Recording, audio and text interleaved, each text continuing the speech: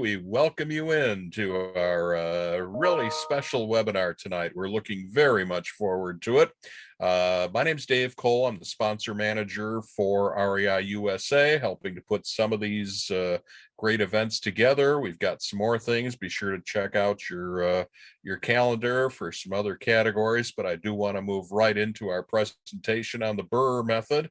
And I guess with the weather at the time we're recording this, we do have to clarify that Brrrr is a real estate term as well as the weather in a lot of the country. But let me step out of the way and bring in Joseph James to do the presentation. He'll fill you in a little more on his background, but it's important to mention that Joseph has earned the CCIM designation. Some of you may know that is the highest possible designation you can get around the country in commercial real estate. So suffice to say, Joseph knows what he's talking about and will explain the Brrrr method. If and as you have questions, we'd prefer to hold them off till the end in case they're answered, and then we can spend a little bit more time interacting with those of you that are watching this live. You're welcome to put them in the chat or send them to me. So having said all that and set it up, let's turn it over to Joseph. All right, thanks, Dave. I will introduce myself in a minute, but let me go ahead and share my screen. So we'll go through a short class about how Brrrr strategy works, and then we'll also do a quick case study. I'll walk you through how to go about analyzing a property so that you increase your chance of making a profit and drastically reduce your chance of losing money when doing a deals. So that's what we're going to cover today, and happy to take any questions at the end as well. So let me go ahead and share my screen. Thanks, Dave. Thanks for the kind words for introduction. Okay, and we do see the screen share, so we are good to go. All right, welcome everyone. Welcome to the show, and thanks for having me here as the guest speaker. We always appreciate the invitation and coming and talking to this particular group here. Welcome. Again, what we're going to cover today is the blueprint for success in real estate investing. My name is Joseph James. I'm the founder and CEO of ROI Muse. ROI Muse is a technology and training company in the commercial, multifamily, and real estate investment space. We focus a lot of our tools and training on multifamily and commercial real estate, but we also have tools to help residential investors, because as we all know, most residential investors want to upgrade to commercial self-storage multifamily. But even if you're a commercial investor, you sometimes want to look at single-family homes and smaller multifamily units as well, because we love to make money. That's pretty common across all real estate investors. I'm a commercial broker based in Dallas, Texas, real estate investor and developer, certified commercial investment member. CCIM is a very prestigious designation you can have as a commercial real estate professional.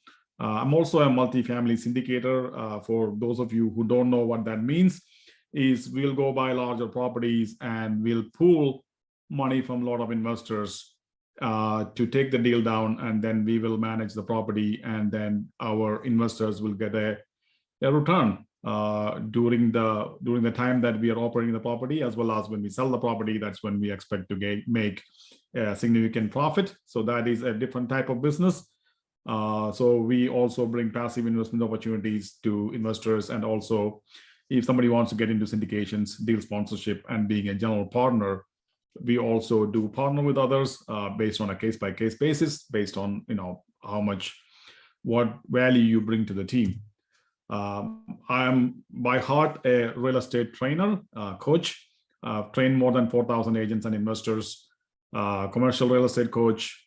This I'm talking about commercial, we coach real estate agents to become commercial brokers, and we also coach real estate investors on multifamily. I'm also a business and wealth coach as well. All right, so let's talk about deal analysis. Before we get into the Brrrr strategy analysis, let's take a look at the fundamentals of how do you go about analyzing a property, right? Regardless of what strategy you're going to use. And these are going to be very common across all types of strategies that you're going to look at. So first thing we want to look at is we want to look at how much this property is going to be worth, right? So that is the first thing that we look at. what we typically call as ARV, or after repair value, right? How much is property, once I'm done with my renovations, or even without renovations, how much is the market value of the property? Now, we also want to look at what's the market rents. So estimation of market value and market rents are typically the first things that we do. Then you have to look at the property, and each property will have a different rehab requirement. And based on, whether you like to do heavy rehabs or light rehabs, or just fix, tender loving care, whatever they call it, right? So if you want to do, depending on, how much work you want to do and how much risk you want to take, you want to be able to know how to do rehab estimates, or have somebody who can do pretty good rehab estimates for you. And then at the end of the day, after we collect all this data, we have to analyze the deal to make sure that deal is going to perform and the deal is going to give you a return. That is the goal for investing, is to make profit, right? So we have to make sure that based on all the data we can collect, is the deal going to work out? And also, we also use this to compare different deals, right? If you're looking at deal A and deal B, you want to make sure, when you analyze a deal, whichever one has the highest potential and the lowest risk is the one most investors will go with, right? You want to make sure that not only is the highest potential, it also has the lowest risk, right? Then based on all of this, you can calculate your maximum offer. And it's not always about making the lowest offer, because we know in today's market, it's very competitive and you're not going to get deals done if you're making the lowest offers. So what we teach people is how to make offers, winning offers, right? How to make sure that your offer is going to be accepted, because you're going to make sure that you're going to make offers based on your criteria, your investment criteria, that this is a minimum profit I'll take in this deal. And that investment criteria is going to be different based on the type of the property and even location. For example, I may go to town A and say, okay, I will buy this property if I can get a 15% cash on cash return. And because I know that market is going to appreciate, I may not be looking for profit up front. But in another market, I may say that, hey, I need to have at least 100% equity capture, means that I need to at least make that much profit in the deal on day one if I'm going to do a deal in certain locations. So that's how most investors work. All right, so let's talk about ARV. That's the first step. That's the market value, right? That's the after repair value. So as we all know, markets are driven by supply and demand. That's economics 101. And market value just means that what is the highest price a buyer is willing to pay and what's the highest price a seller is willing to accept, right? If neither of them are under no pressure to act, right? So it's not a distressed situation. But as investors, we are looking for exact opposite, right? We are looking for where we can buy properties below market value, because either the property is distressed or the seller is distressed. So what affects market value? Everybody knows location, condition of the properties, amenities, what's happening in the market, and what are the changes in the landscape, right? Is there big companies moving in here? Other existing businesses, going bankrupt or they're leaving. And then we also look at market trends, right? Is the market appreciating or is the market declining, right? So you want to always try to get in front of that as well, all right?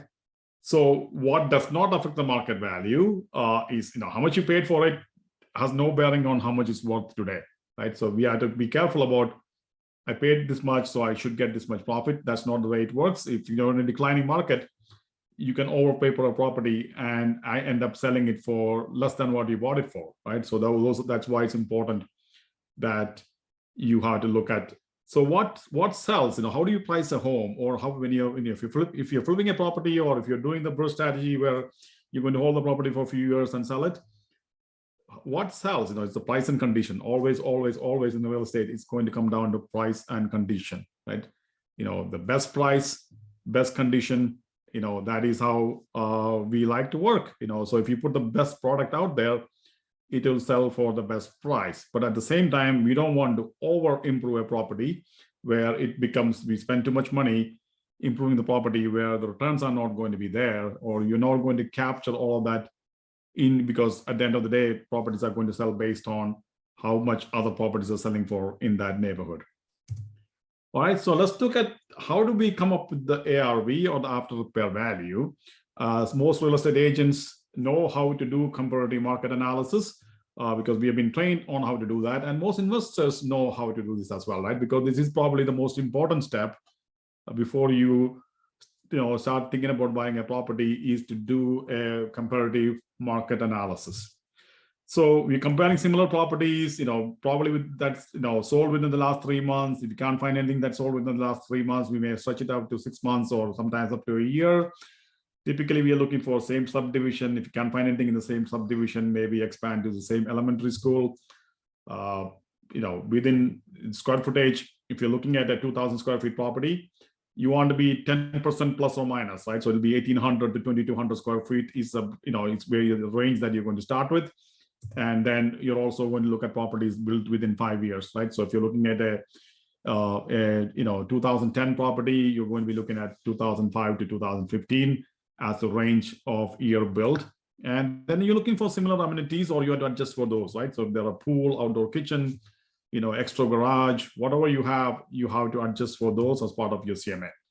And there are, I'm not going to go into details of how to do a comparative market analysis, but that itself is a couple hour class to talk about exactly how to go about adjust for the different features in the home. But this is just to give you an idea about how this is done. And most investors will rely on an experienced real estate agent, or if they are not been trained well on how to do comparative market analysis, they will depend on somebody else who know how to do that. And so this is an example. So let's say this home we are looking at, we look at 3 comps, or 3 comps is comparable properties, and you can see that this one comp 1 sold for 300,000, comp 2 sold for 275, and comp 3 sold for 325. Then this is a subject property. So these are the comps that we selected based on the criteria that I mentioned. These are very similar, probably in the same neighborhood, very similar in age and square footage. So now we have to look at how do we go about adjusting this. The way you adjust it is you're always going to take one comp at a time and then compare that to the subject property, right? So as we say, the step 1 is to select your comps. Step 2 is to compare each comp to the subject. So we'll take comp 1 and compare it to the subject. So then the question we ask is the comp better or worse than the subject for each of the lines that we are trying to adjust? And then based on that, we will adjust the value of the comp so we can compare and see. And once you do 2 or 3 comps, then you can average them out and see what is the potential value or how much your property is worth. So for example, here quickly, so we are looking at the bathrooms. Our property has 3.1 bathrooms and the comp only has 2 bathrooms. So the question is the comp better or worse? And the answer obviously is worse. So in case, when the comp is worse, we are going to do a positive adjustment. So $6,000 we add. Sometimes when the comp is better, we are going to do a negative adjustment. So that is kind of tricky for people who are new to how to do CMAs. But once you start doing it, you'll get the gist of it and how that's done. So the idea is when you're done with that, and most of you have seen this on an appraisal report, you're basically looking at the same thing here. So what I just showed you is what's happening here, right? So I just showed you the technique, but when you're reading an appraisal report, this is what it looks like, right? So this is a subject on the first column, and this is a comp. So let's look at the first adjustment they made is $5,000, right? So the subject has a quality of construction good, and the comp has a quality of construction not so good, right, or inferior. So the question is the comp better than the subject or worse than the subject? Obviously, the answer is worse. So that means it's a positive adjustment, right? So that is how this is done. So that with practice and understanding how it's done, you can get really good at it. All right. So for each of these, then you will repeat what you're doing. So you have 3 comps we selected, and then you basically average all of those adjusted values to come up with your estimated after repair value or the market value of the property. All right, so realtors can do CMAs. There are automated valuation models, software generated, most famous being Sestimate. Zillow has something called Sestimate. Those are computer generated models. It's up to you if you want to trust those, or I think if you want to be safe, have a CMA done. The next step is to rent estimate, because these properties, if you're looking to rent them, especially if you're talking about Brrrr strategy, so you're going to be renting those properties. And I'll talk about what Brrrr strategy means and how you go about doing that in a minute. But knowing how to do the rent comps is also very important, right? So you can rely on your realtors to give you the rent comps. You can look at Zillow to see how much other landlords are listing their properties for. You can look at Craigslist, section8.com, Rentometer, just to name a few, but there are a lot of different sources for finding out rent comps on a single family property. In multifamily, it's totally different, right? We look at different data sources for multifamily to identify the rent comps. Then you have to look at the rehab estimate. So how do you go about doing the rehab estimate? Let's start with the big six, right? These are the big ones you should focus on. These are the big ones that you should definitely pay attention to, right? The roof, foundation, structural, electrical, plumbing, and HVAC. Those are some of the big items. Then obviously you look at appliances, windows and doors, cosmetics, paint and flooring, fixtures, ceiling, all of that stuff, landscaping, etc. So, but make sure that you're paying close attention to the big six, the roof, foundation, structural aspects, structural elements of the building, electric, plumbing, and also HVAC. All right, so then what do we need to know? So we have already looked at the after repair value. We looked at the rents. We looked at how much it's going to cost to rehab the property. Then we had to look at all the other costs, right? What are the financing expenses? If you're going to put a mortgage on it, what is the origination fee? What's the discount points? What are the lender fees? What are the appraisal fees? What are the application fees? And then title, recording fees, escrow fees, so it's all those additional fees that you should factor in. So this is one of the mistakes that people who are new in the business make. They just look at, and we have all seen that, right? To say, hey, this property is $100,000, rehab is $50,000, your profit is $50,000, right? So, you can sell it for $200K, your profit is $50K. It doesn't work like that, right? Because there are so many other expenses involved in that deal. So if you listen to somebody who said that, then you may probably find out that you did not make any profit on that deal, right? Because you did not factor in other expenses. And don't forget the operating expenses, like the property tax, insurance, HOA dues, any repairs and maintenance, utilities, management fees, and more. So when you're analyzing the deal, you have to put everything into the deal. So make sure that you're going to get a real cash flow. So if you just look at, hey, this is how much my mortgage is, and this is how much my rent, and the delta is my profit, that's not how it works, right? There are so many other expenses that you need to look at. So this is the reason I'm telling you this is when you're making offers, you have to analyze the deals first to make sure that, these are all the expenses I have. And if I pay this much for this property, I can make a profit or I can make a cash flow. And title, escrow fees, real estate commissions, real estate agent commissions, survey, inspection, and how much are you going to do renovating the property, capital improvements, right? So all of that needs to be factored in as well. So now let's talk about the Brrrr strategy, BRRRR. So there are 4 R's referred to as Brrrr strategy. And what does that mean? Right? This is one strategy that's very powerful. So you can use this strategy on any size deal. Most of the time it's used on single family properties. You can use it on a duplex or a small multifamily. You can also use this strategy on a large multifamily deal. It's just, some of those, the lending, for example, will be different, and some of the aspects will be different. The time frame will be longer for sure when you're talking about larger properties. But this strategy is very powerful, right? The idea is you're going to buy a property that is either discounted or it has a higher potential, right? So you can do both ways, right? So either, the properties you're buying it for a discount, or that by improving the property, you can get, especially on the commercial side and the multifamily side. On the residential side, you're going to be looking for properties that are deeply discounted. On the multifamily side, you can look for properties that are deeply discounted, but you can also look for properties that have a potential to increase value, right? Because the valuation is going to be different on multifamily versus single family, how we go about doing that. So buy, rehab, rent, refi, and repeat. So that's your B and the 4 R's. Buy, rehab, rent, refi, and repeat. Right? Very powerful strategy. You can grow your income and wealth very fast with this strategy compared to buying a property on retail market.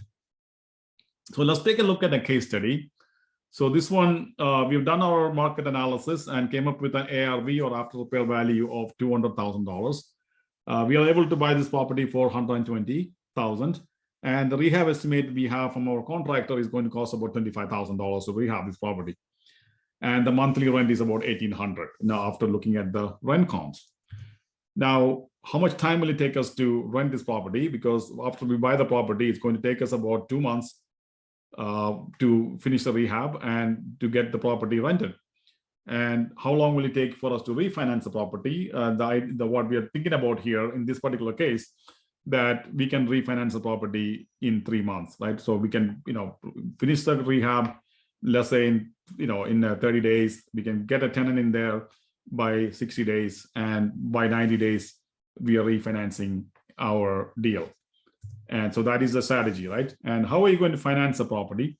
So this is where this is a distressed property. So you're not going to qualify for a traditional mortgage. So in this case, most likely what you'll do is you'll go get a hard money loan or a private money loan, or in some cases you buy with cash if you have the cash, or if you have a partner who can bring the cash. So that'll be almost like a private money with maybe an equity split or something. So typically a hard money lender will give you a 70% loan to value. So again, this is based on loan to value, right? So they're looking at the after repair value and giving you 70% of the after repair value versus, so that way, you may not have to come out, depending on how much discount is in there, you may not have to come out with a lot of money out of pocket. And then this is typically going to be a higher interest rate. So in this case, 12 to 14% is pretty normal. So 12% interest rate, 2 to 3 points is also pretty normal. In this case, let's assume you can get it for 2%. Then you're going to after 90 days, you're going to go to a traditional bank and get a Fannie Mae, Freddie Mac loan on the property. So you're going to go to a bank and they're going to give you 80% loan to value, or you have to put 20% down payment in the deal, or 20% equity in the deal, 4% interest rate, 30-year amortization. So those are some of the assumptions we have. And these are not assumptions. These are based on, this is a case study, but in real world, you will be working with your lender, your hard money lender, your traditional lender, to get these numbers, right? Because we want to make sure that it's as close or better than what it's going to be real, right? Because we always want to underwrite properties conservatively. All right, so let's look at. I'm going to show you live how this thing works, but let's walk through some of the inputs that you need. So the first thing you need is the after repair value, which is here, the purchase price, rehab estimate, and also the monthly rent.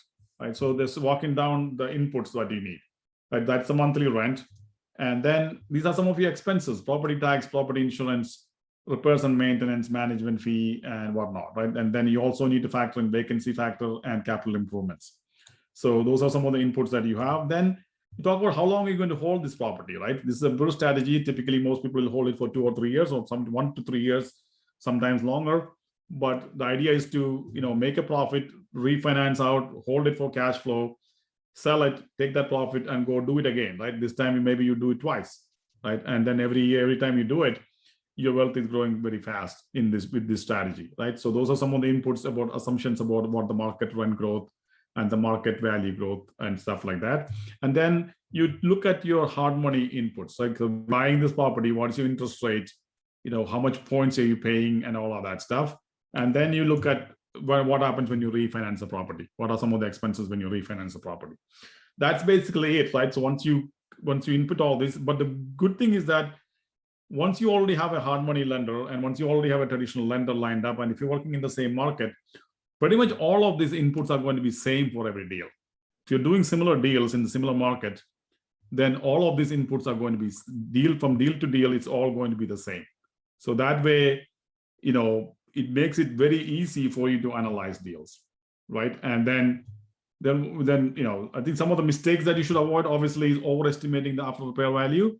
So a lot of the wholesalers out there will put an after repair value based on the best comps. That may not be really realistic.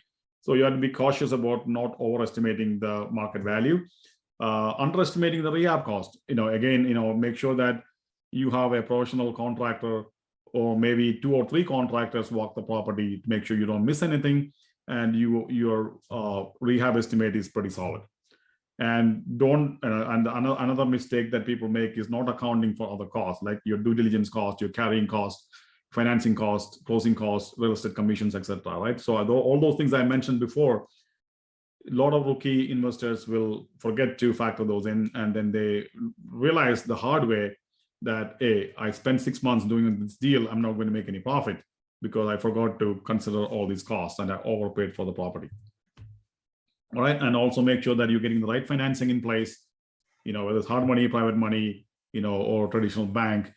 Make sure that how you structure the deal if you're partners and how you get the property financed also is very important. And if you make a mistake in that, then you may not make as much profit as you like to get, right? So those are things to be watch out for. So I'll give you another example here. So this is a fourplex. So I showed you a single family property that's $200,000. What if it's a fourplex? This is $1 million. It's the same strategy, right? It's $1 million property. We can buy it for $700K, $100K rehab. So it doesn't matter. The way you do it is exactly the same, right? It's just the numbers are a little bit bigger and the profits are going to be bigger, but it takes a little bit more experience to get these bigger deals done, or you need to have more sources to capital to get some of these deals done, right? So I'll show you an example of how this works. So for that, I'm going to go to our software. So this is ROI Muse. We provide training and coaching and tools to help you with your real estate investment needs, and also multifamily and commercial brokerage coaching as well. So once I log into the system, you're going to come to our apps page. These are all the different apps we have. We have commercial data analysis, commercial lease analysis, that's for commercial brokers. The Brrrr strategy analysis, that's what we're going to look at today. Rental analysis, fix and flip analysis.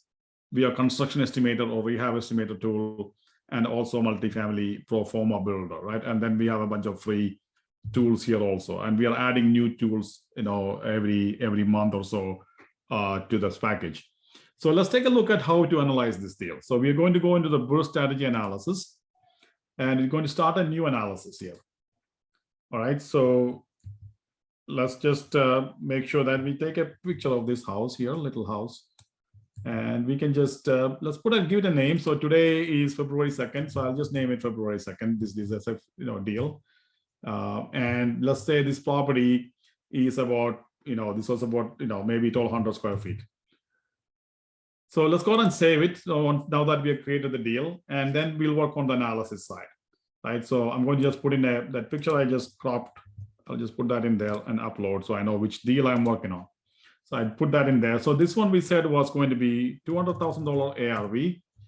It was going to be $120,000 purchase price, $25,000 rehab estimate, and the rents were going to be $1,800, right? That's it. I'm done analyzing my deal. Just because all of my other values, like I mentioned before, it's already preset. So I can analyze a deal under 5 seconds. Let's look at the results here. So you can see the results here. This is our dashboard. You can see you're making a $41,000 profit. So let's make sure we have the right strategy here. Okay, this one we are doing the hard money strategy. These are all the different strategies you have, but here we are using the hard money. We're going the hard money route. So when you look down here, you can see for this deal, how much money do you need to do this deal? You need $13,000, right, for this deal. That's all you need, $13,000 to do this deal, right? For a $200,000 property. How much profit are you making on day one? You're making $41,000 profit on day one, right? That is a 300% equity capture. So you're making 300% profit on day one. But day one in this case will be, 3 months, right? Because you have to refinance out. When you refinance is when your cash is going to come back to you. And your yield is about 81%. That means you're almost doubling your money, close to doubling your money every year, or every year and a couple of months. And your cash flow is going to be $7,000 a year. So about $600 a month in cash flow after all the expenses are paid. Everything's already factored in here. Your title cost, your lending cost, your points, everything is there, right? That's why, that's the beauty of this, right? Once you have a hard money lender and he's told you how much he's going to give you the money for, once you have a traditional lender who's going to told you, and you're working in the same market, so you know exactly what the property tax is going to be, exactly what the insurance is going to be in the ballpark area, right? So at this point, you can say that, hey, this deal is going to give you a $41,000 profit. Now you make an offer for this deal at $120,000, and they say that we have multiple deals. No, we can't take your offer. So this is when your strategy comes into play. I look at the market and say, this is a pretty hot market. I think this market is going to go up. So I can take less profit up front. So I can come here and say, hey, I just want to get let's say instead of 300% return, I will do this deal for 150% return on day one. And then I can click on the recalculate next to it.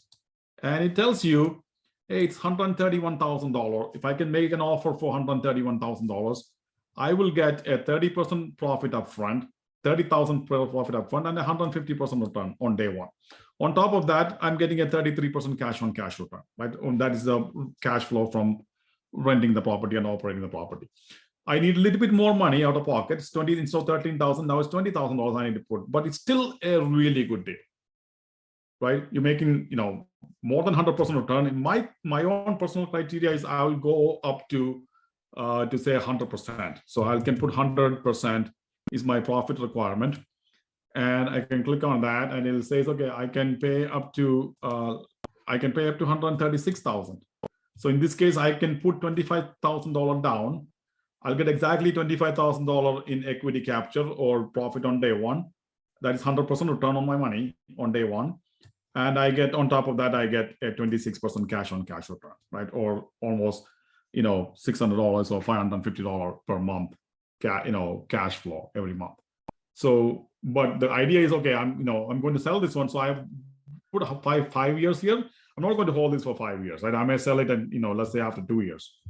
If I sell it and after 2 years, you can see my yield went up again, right? Because this is how we know our strategy is when to sell, when to exit. Because the reason you want to exit earlier is because you have this equity sitting in the home.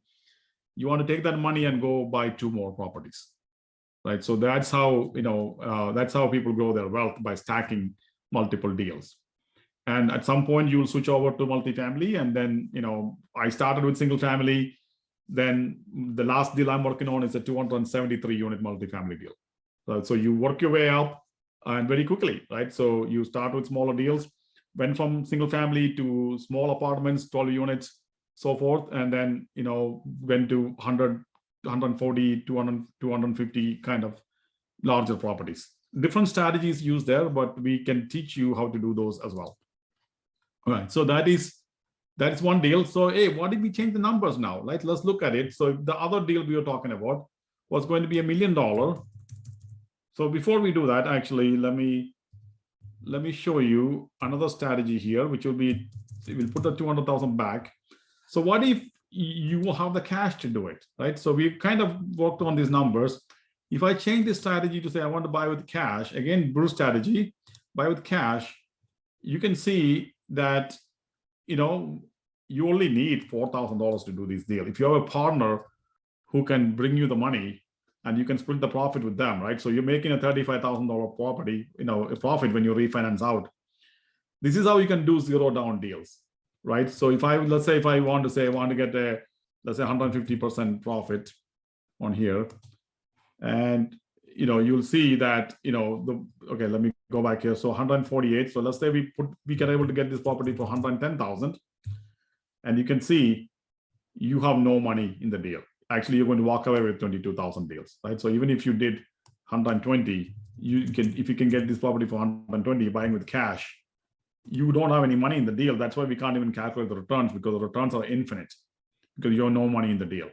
This is how you do zero money deals, right? So if you can get the deep discounts on the properties, and if you know how to structure the deal. So I showed you how to do it with hard money. I also showed you how to do it with all cash. It didn't take me any long, right? I just changed the strategy. I can flip it back and forth, and I don't have to change any numbers because everything is already built into the system. Now let's take a look at how we do this with a bigger property, a $1 million deal. And we're going to buy this at $700,000. And we're going to put $100,000 rehab. And our rents were going to be about $10,000 a month. And that's it, right? You don't have to change anything else. And then you can see you're making a $200,000 profit in this deal.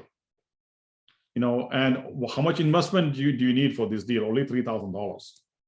So if you have a partner, if you have the money, or if you have a partner who can give you the money that you need to buy this deal. You're going to refinance out and hold these properties pretty much free, without any money in the deal. And your cash flow is 42,000 because you have less money in the deal. That's why all these numbers are very high, right? Because you have almost no money in the deal. So you can also say that, hey, if I wanted to pay more, I can pay more, right? I can go here and say, okay, I'll take this deal for 100% return and recalculate, and I can pay up to $800,000 here, still make $100,000 profit on day one. I mean, this is buying with cash. Let's say we went to flip back to the hard money way. And if you do the hard money way, you're still making $43,000 profit, right? So maybe you dial down your offer because you had to also factor in, so we may go back here and say, hey, we want a 50% return. And you can see, okay, I can easily get an $83,000 profit, even going with the hard money route. So this is how you test different scenarios and see which one is a better deal for you, right? And then you go with the one that makes more sense for you to do it.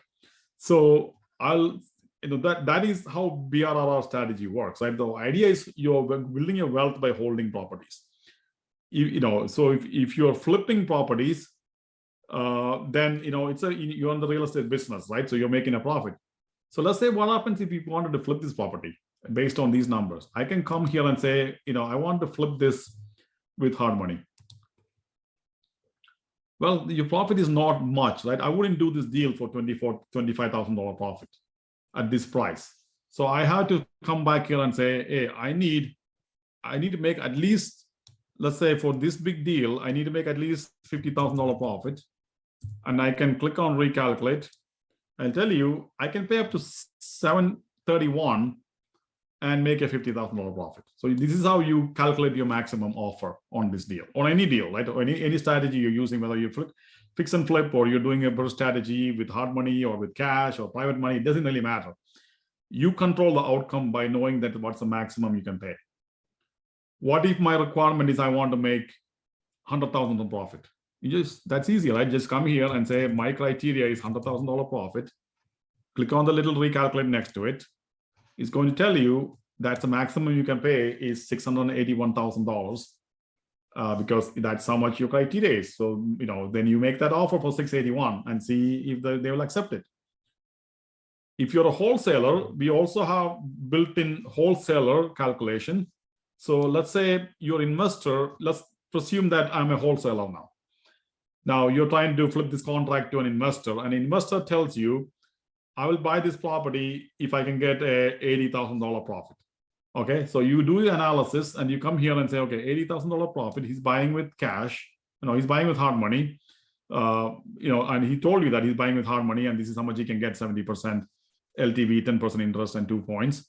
And he says, I want to make at least $80,000 profit. So you put in 80,000 there, and you click on what is the maximum. And it says, okay, the investor can buy this property for $700K. Right, to make this deal work. As a wholesaler, then you ask yourself, how much profit do I want to make? Right, I'm the one who did all the work, to find the deal. But the investor is going to take the most of the risk because he's the one who has to rehab and do all the work. But let's say I want to make a $20,000 profit. I just come here and say I want a $25,000 profit, right, on this deal because I found the deal. And it tells you your offer, your maximum offer to the buyer or to the seller is $676,000. If you're able to get this property under contract for $676,000, you can flip it to your investor, make $25,000 profit, and your investor will get a $80,000 profit. So hopefully everybody's following me. So basically you back it, you know exactly how much profit your investor wants. From that, you just added. So based on that, you calculate the maximum price. And then based on the maximum price, then you can say, I'm going to add my wholesale fee or my profit, my assignment fee in there, and then calculate the maximum offer that you're going to make to the seller. When this is all done, you can just click here and let me save it. And you can share the deal with your clients, with your lenders, with your partners. You can clone the deal. You can change the defaults in here. You can create multiple templates for each city you work in, each type of property you work in. So if I created a template, you can just come and open the template and change a few numbers like I showed you. You're just basically changing the after repair value, the purchase price, the rehab estimate, and the rent. Those are the only four inputs that you have to change for analyzing a deal. So less than 5 seconds, you can analyze a deal once you set up your templates, and we'll train you on how to set up the templates. And then when this is all said and done, you can just click on export PDF and print out a report and send it to the lender, or send it to your partners, or send it to your client and say, here's a fully analyzed deal. So that is how you build your business, by creating confidence that you're not just telling them, what you think. You're actually backing it up with your own analysis, right? So when that comes up, you can see this is what the report looks like, but you can add pictures and a lot more other stuff. This is the full analysis of the deal. You can send it to the lenders. You can send it to your hard money lender. You can send it to your private money lender, because this is fully analyzed. So most investors and lenders can look at it and say, okay, this makes sense. Your analysis is solid. Or you made some mistakes here. I want you to go back and correct those and send it back to me, right? And after you do it a couple of times, you become an expert, and you build your worth like that. You can add pictures, and you can add a lot of other things in the deal. So you basically go here and say, I want to add, property images. You just add property images that you want, right? And then, you can add as many images and other details of the deal as well, and create a nice looking report out of the system to send it. So that is how this works. And if you're interested in purchasing these tools, basically it's $15 a month. That's all it is, right? And with Stacy, that's an arrangement agreement that we have for Stacy students for REI USA, right? So our regular price is $30 a month if you pay annual, but with the relationship we have with REI USA, you can get it for 50% off. So if anybody's interested, you can reach out to Dave, and Dave can send you that link as well. Dave, do we have any questions? So that's end of the class. Oh yeah, most definitely. And yes, we will make sure you get that link for the special, by the way. But yeah, we've got I think I've got 4 questions left. Did have somebody that sent me a note that you answered their question right after they sent it to me. So I consider that great minds thinking alike. Thank you for all this.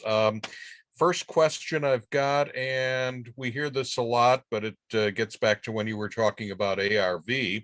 It's how much, this was Shahid in Georgia asked this one. How much does replacing the furnace or a roof impact the ARV, was the question. I know you get this all the time where people, just general home sellers, oh, it's got a new roof, like that raises the value, and it doesn't.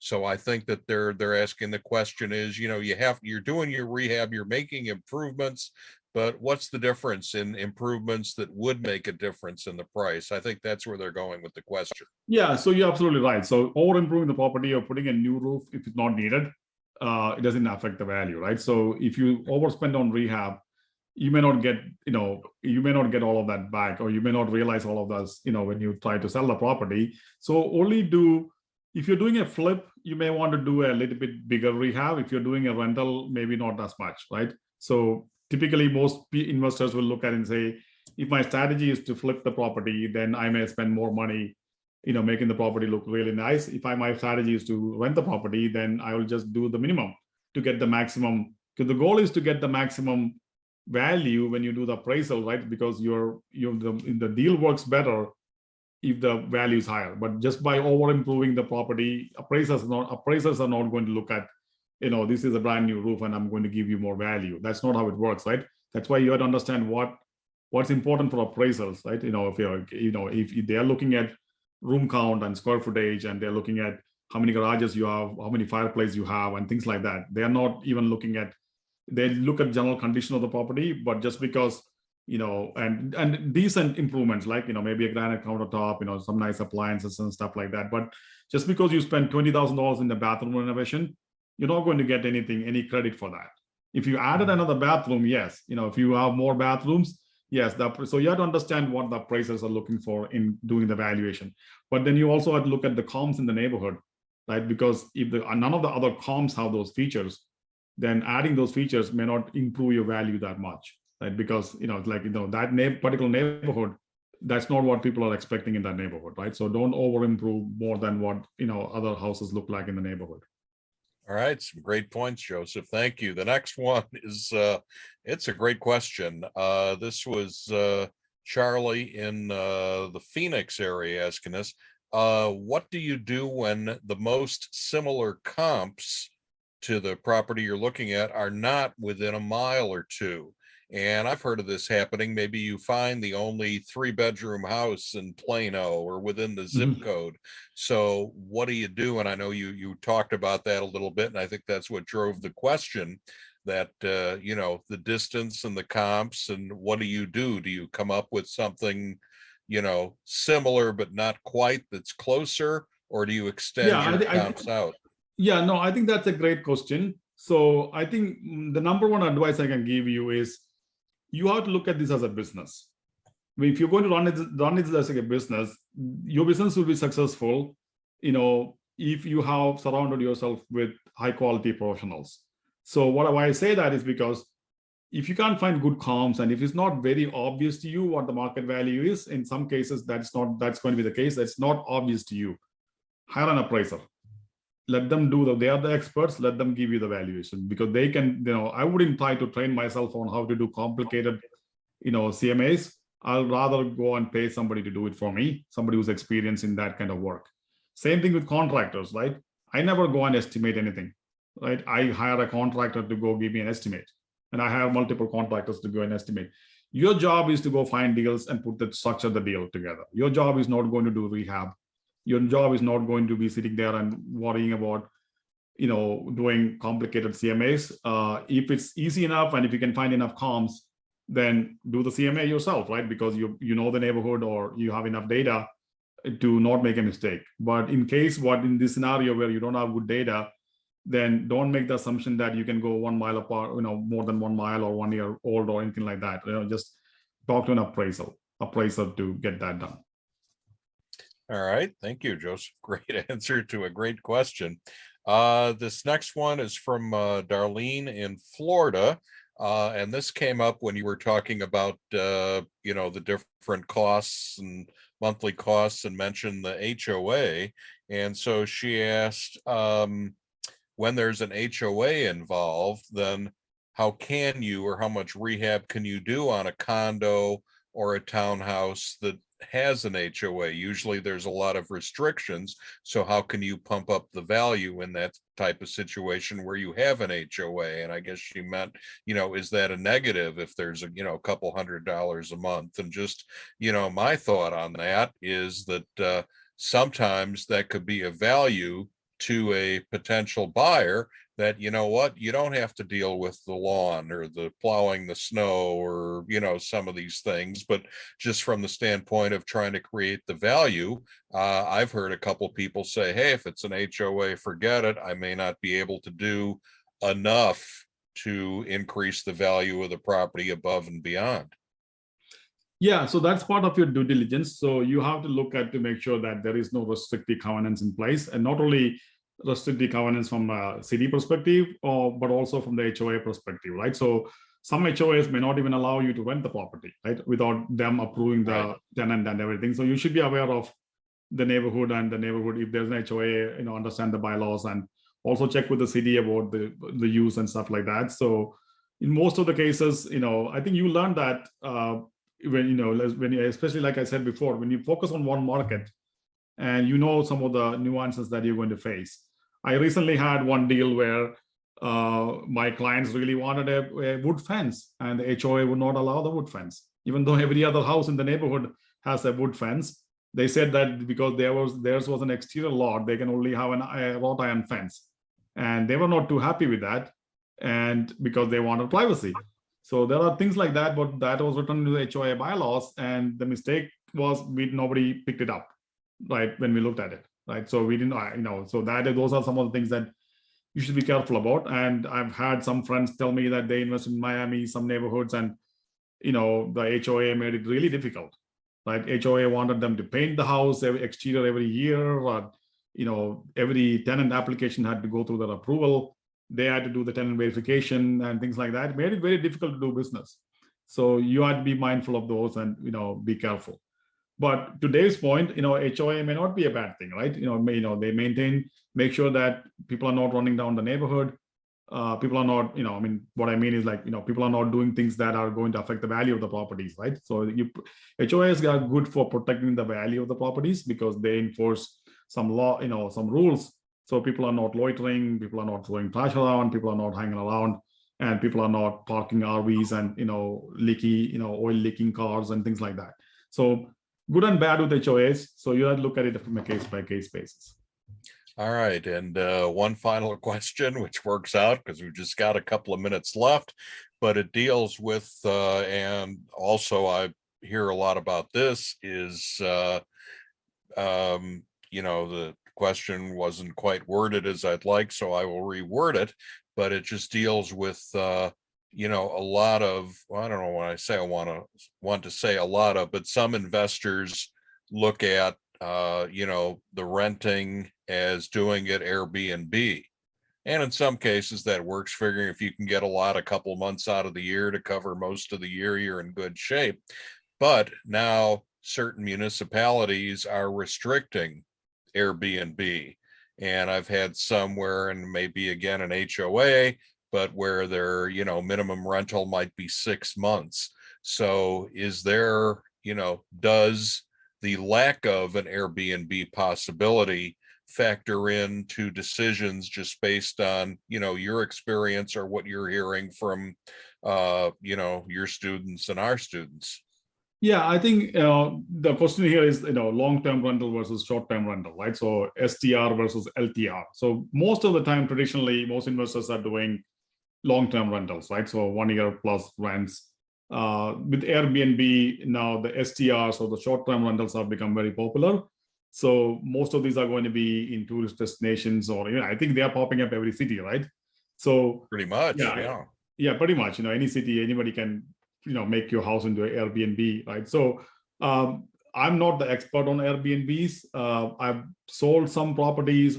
They're more like ranch style properties with hundreds of acres with recreational lakes and boating and things like that. So other than that, I use Airbnb whenever I go on vacation, but I haven't really done any Airbnb short-term rental deals myself, just because I think the profit is there, but I think to me it's more management, that's more involvement, and I like to do deals where I don't have to do any work.